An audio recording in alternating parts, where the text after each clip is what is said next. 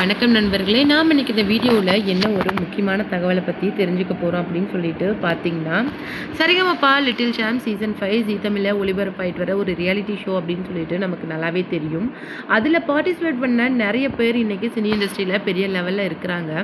அந்த வகையில் இப்போது சீசன் 5 லிட்டில் சாம்ப்ஸில் பார்ட்டிசிபேட் பண்ணிட்டு வர அபிஷேகா அப்படிங்கிற ஒரு சின்ன குழந்தைக்கு கிடைச்சிருக்கிற அந்த வாய்ப்பு அப்படிங்கிறது எல்லாரையுமே வாயை புழக்க வைக்குது. அந்தளவுக்கு ஒரு பெரிய லைஃப் டைம் ஆப்பர்ச்சுனிட்டியை இன்றைக்கி ஒரு பெரிய மியூசிக் டைரக்டரே அள்ளி கொடுத்துருக்குறாரு. அது மட்டும் கிடையாது, பாண்டியராஜன் சார், சுகன்யா மேம் அப்படின்னு சொல்லிட்டு கெஸ்ட்டாக வர எல்லாருமே நிறைய விஷயங்களை அந்த குழந்தைக்கு பண்ணிட்டு வராங்க. அந்த குழந்தை வறுமையில் இருக்காங்க அப்படிங்கிறதுக்காக அவங்க அந்த பரிசு அவங்களுக்கு கொடுக்கல. அந்த குழந்தையோட அந்த அளவுக்கு மீறின திறனால தான் அவங்க வியந்து போய் அந்த பரிசை கொடுத்துருக்காங்க. அதுவும் பாண்டியராஜன் சார் காலில் விழுந்து அபிஷேகா பிளெஸிங் வாங்கினதும் அவங்க நீ என்கிட்ட பிளெஸிங் வாங்க வேண்டாமா, ஏன்னா நீ ஒரு காட் கிஃப்டட் சைல்டு. ஏன்னா உன்னுடைய பாட்டை கேட்டு நான் ஒரு நிமிஷம் அப்படியே எமோஷனாக என் கண்ணில் தண்ணி வந்தது எனக்கு மட்டும்தான் தெரியும். மேபி உன்னை அந்த பாடலில் இருக்கிற 2 வரி யாராவது பாட சொல்லியிருந்தா கூட மறுபடியும் எனக்கு என்னாலே கண்ட்ரோல் பண்ண முடியாத அளவுக்கு எனக்கு அழுக வந்திருக்கும். ஏன்னா ஏதோ என் மனசுக்குள்ளே இருக்கிற அந்த சோகத்தையே நீ தூண்டி விட்ட மாதிரி எனக்கு அவ்வளோ எமோஷனலாக இருந்தது. சின்ன வயசில் என்னுடைய கிராமத்தில் இருந்த மாதிரி அந்த நீ பாடின பாட்டு ஃபுல்லாக என் மனசில் இருக்குது.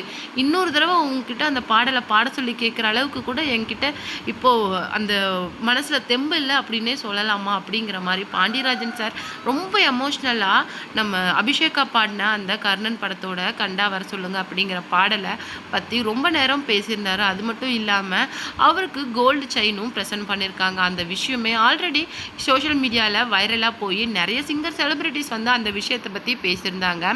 நாம் இந்த வீடியோவில் என்ன ஒரு முக்கியமான தகவலை பற்றி தெரிஞ்சுக்க போகிறோம் அப்படின்னு சொல்லிட்டு பார்த்தீங்கன்னா, பாடகர் ஸ்நேகன் வந்து இப்போ கெஸ்ட்டாக வந்திருக்காருல்ல, அவர் வந்து அபிஷேகாவோட பாடலை கேட்டுட்டு சொன்ன விஷயங்களை பற்றி தான் நாம் இந்த வீடியோவில் டீட்டெயிலாக பார்க்க போகிறோம்.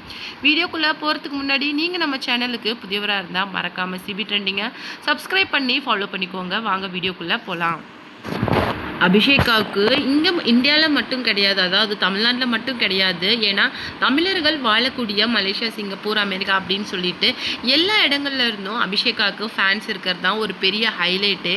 ஆரம்பத்துலேருந்தே லைம் லைட் அப்படிங்கிறது அதிகமாக விழுந்து ஷைன் ஆகக்கூடிய கிட்டாக தான் அபிஷேகா இருந்துட்டு வராங்க. அந்த வகையில் அவங்களுக்கு நிகராக இப்போ எல்லாருமே ரொம்ப சூப்பர்பாக பெர்ஃபார்மன்ஸ் பண்ணாலுமே எல்லா இதுலேயுமே, அதாவது குத்துப்பாடலாக இருக்கட்டும் இல்லை மெலடியாக இருக்கட்டும், அதில் எல்லாத்துலேயுமே ஆல்ரவுண்டராக இப்போ அபிஷேகா இருக்காங்க அப்படிங்கிற ஒரு விஷயத்த இப்போ மௌனராகம் சுற்று மூலமாக அவங்க நிரூபிச்சிருக்காங்க. அதாவது ஜட்ஜஸே ரொம்ப ஆடி போயிட்டாங்க.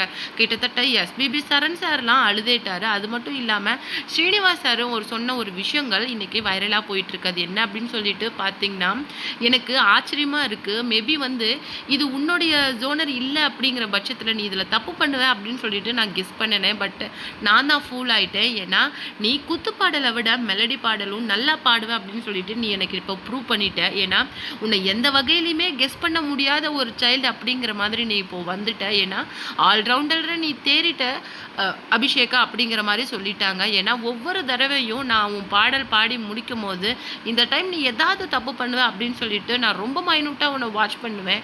ஆனால் ஒவ்வொரு தடவையும் ஏமாந்து போகிறது என்னமோ நான் தான். ஆனால் ஒவ்வொரு தடவையும் நீ என்ன ஏமாற்றிக்கிட்டே இருக்க அப்படிங்கிற விஷயத்த நான் சொல்லியே ஆகணும். ஏன்னா ஒவ்வொரு தடவை தப்பு கண்டுபிடிக்கலாம் அப்படின்னு நினைக்கும் போதெல்லாம் ஏமாந்து போகிறது நான் தான், தோற்று போகிறதும் நான் தான். ஏன்னா எனக்கு ரொம்ப சந்தோஷமாக இருக்குது. நான் ஒவ்வொரு டைமும் உங்ககிட்ட தோற்று போகும்போது சந்தோஷப்படுற முதல் ஆள் நானாக தான் இருப்பேன் அப்படின்னு சொல்லிட்டு ரொம்பவும் எமோஷனலாக பேசியிருக்காரு. அது மட்டும் கிடையாது, கெஸ்ட்டாக வந்திருக்கிற ஸ்நேகன் என்ன சொல்லியிருக்காரு அப்படின்னு சொல்லிட்டு பார்த்தீங்கன்னா, இந்த மாதிரி ஒரு பாடலை நீ பாடினது எனக்கு ரொம்ப ஆச்சரியமாக இருக்குமா. ஏன்னா பெரிய பெரிய சிங்கர்ஸே கிட்டத்தட்ட இந்த மாதிரி டஃப்பான வேர்ட்ஸை பாடும்போது சில எரர் பண்ணுவாங்க. இந்த மாதிரி நிறைய மிஸ்டேக்ஸை நானே லைவாக வாட்ச் பண்ணியிருக்கேன். நானே எழுதின நிறைய பாடல்களில் இருக்க அந்த தமிழ் உச்சரிப்பு அவ்வளோ சரியாக நிறைய பாடகர்களுக்கு வந்துடாது. அதுக்காக அவங்க எடுத்துக்கிற ப்ராக்டிஸ் டைம், அவங்களுடைய மெச்சூரிட்டி லெவலுக்கு அப்படிங்கிறது 1 வீக் கிட்ட கூட எடுத்துக்குவாங்க. பட் ஆனால் இவ்வளோ சின்ன குழந்தை உன்னுடைய அந்த தமிழ் உச்சரிப்பு எனக்கு அவ்வளோ பிடிச்சிருக்கு. அந்த லாங்கிற வேறுபாடு இல்லாமல் அவ்வளோ அழகாக நீ உச்சரிக்கிற அந்த விதம் எனக்கு ரொம்ப பிடிச்சிருக்குது. தமிழை நீ அவ்வளோ சிறப்பாக உச்சரிக்கிறத பார்க்க எனக்கே ரொம்ப சந்தோஷமாக இருக்குது. அது மட்டும் இல்லாமல் உன் வாயிலிருந்து அந்த விழற அந்த வேர்ட்ஸ் இருக்குது பார்த்தியா, அது அவ்வளோ அழகமாக லகர வேறுபாடு இல்லாமல் நீ உச்சரிக்கிறது எனக்கு பார்க்குறதுக்கே பிரமிப்பாக இருக்குது அபிஷேகா அப்படிங்கிற மாதிரி சொல்லியிருக்காங்க. உனக்கு என்ன மேக்ஸிமம் ஒரு 10 வயசு இருக்குமா? ஆனா நீ பாடுற பாட்டு அப்படிங்கிறது எனக்கு உண்மையிலேயே அவ்ளோ பிரமிப்பா இருக்கு. கூஸ் பம்பே வந்துரும் போல இருக்குமா? அப்படிங்கிற மாரி சொல்லியிருந்தாங்க. அது மட்டும் இல்லாம, விஜய் அர்ச்சனா வந்து அத பத்தி என்ன சொல்லியிருந்தாங்க அப்படின்னு சொல்லிட்டு பார்த்தீங்கன்னா, அபிஷேகாவோட நெறைய பாடல்கள கேட்டு கெஸ்ட்டும் சரி, விஜய் ஆண்டனி சார் கூட கெஸ்ட்டா வந்தார்ல, அவரு கூட ஒரு கான்சர்ட் சான்ஸ் கூட குடுத்துருக்காங்க அப்படிங்கிற மாரி சொல்லும்போது, கண்டிப்பா வந்து அதுக்கு நான் ஆச்சரியப்படுறதுல இதுல ஒண்ணுமே இல்ல. ஏன்னா, விஜய் ஆண்டனி சாரே குடுத்துருக்காரு அப்படின்னா, சம்வாட் வந்து அபிஷேகா கிட்ட இருக்கிற ஒரு விஷயம் வந்து அவங்களுக்கு புடிச்சிருக்குது. அவங்கலாம் பெரிய ஆளுங்க. கண்டிப்பா அவங்க வந்து ஏதோ ஒரு விஷயத்த டீப்பா, க்ளோஸா வாட்ச் பண்ணியிருக்காங்க அப்படிங்கிறதுனால தான் ஜஸ்ட் லைக் தட் இந்த மாதிரி கான்சர்ட் சான்ஸ்லாம் யாருமே கொடுக்க மாட்டாங்க. டிசர்விங்கான பீப்புளுக்கு மட்டும்தான் அவங்கலாம் கொடுப்பாங்க. அப்படிங்கிற விதத்தில் அபிஷேகாவுக்கு அந்த மாதிரி சான்ஸ் கிடைச்சது எனக்கு பெரிய ஆச்சரியமே கிடையாது. ஏன்னா இவ்வளோ அழகாக தமிழ் பேசக்கூடிய ஒரு பொண்ணுக்கு இவ்வளோ பெரிய வாய்ப்பு கிடைச்சது அப்படிங்கிறது ஒரு பெரிய ஆச்சரியம் இல்லை அப்படின்னு தான் நான் சொல்லுவேன் அப்படின்னு சொல்லிட்டு ஸ்நேகன் சார் அபிஷேகாவை பற்றி புகழ்ந்து பேசின விஷயங்கள் வந்து இன்னைக்கு இணையதளத்தில் ஒரு பேசும் பொருளாக ஆயிருக்கு.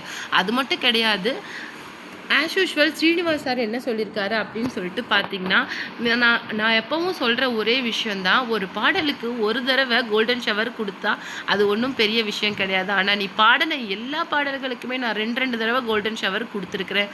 அதுலேருந்தே நீ வந்து என்னால் உன்னுடைய பாட்டில் ஒரு சின்ன தப்பு கூட கண்டுபிடிக்க முடியல அப்படிங்கிறத நான் அக்செப்ட் பண்ணிக்கிறேன். நாளுக்கு நாள் நீ வந்து என்னை வந்து சர்ப்ரைஸ் பண்ணிக்கிட்டே இருக்கிற அப்படிங்கிற விஷயத்த நான் கண்டிப்பாக அக்செப்ட் பண்ணியே ஆகணும் அப்படிங்கிற மாதிரி சொல்லியிருக்காங்க. அது ஒரு புறம் இருக்க, நாம் வீடியோவில் இன்னொரு முக்கியமான விஷயம் என்ன பார்க்க போகிறோம் அப்படின்னு சொல்லிட்டு பார்த்தீங்கன்னா, சிவகார்த்திகேயன் சாரை தயவுசெய்து யாரும் டிரெக்ட் பண்ணணும் அப்படின்னு சொல்லிட்டு ட்ரை பண்ணாதீங்க அப்படின்னு சொல்லிட்டு அசோக் மாரிமுத்து சார் கொடுத்துருக்குற அந்த விஷயம் தான் இன்றைக்கி சோஷியல் மீடியாவில் ரொம்பவும் வைரலாக போயிட்டுருக்கு. ஏன்னா அவரை வந்து வச்சு இயக்கிறதுக்கு நிறைய டிரெக்டர்ஸ் இப்போது வெங்கட் பிரபு, அது மட்டும் இல்லாமல் சிபி, அந்த மாதிரி நிறைய டிரெக்டர்ஸ் வந்து வெயிட் பண்ணிட்டு இருக்கும்போது அசோக் மாரிமுத்து சொன்ன இந்த விஷயம் வைரலாக போயிட்டுருக்கு.